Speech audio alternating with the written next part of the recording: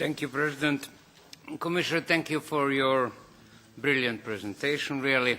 We got a vivid picture and your list of priorities, which is really valuable. I would like to ask you something. You said at the beginning of your presentation that Russia wants to get closer to the European Union, of course closer geographically, but Russia is further from the European Union than ever. We cannot accept what they did, much less swallow it.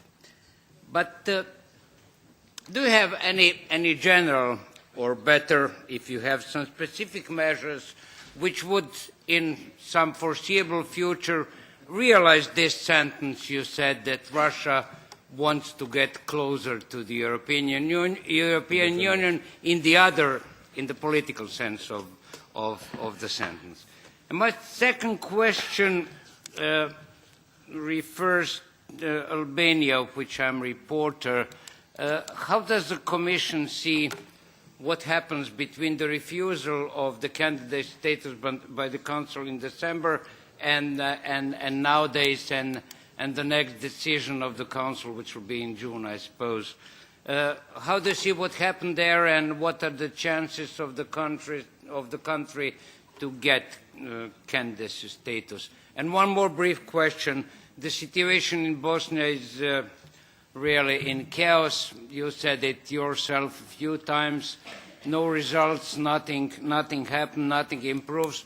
Obviously, the people there cannot find the right solution on which to base anything, really. Isn't it time for us to try to give a kind of recipe? The European Union hasn't done it up until now, but wouldn't it be time to try to save the situation and prevent even bigger chaos, or I don't know what can happen there, anything can happen there. Maybe it's the time for us to engage much directly and much stronger what we didn't want to do until now, and to give a kind of recipe which would perhaps function. Thank you.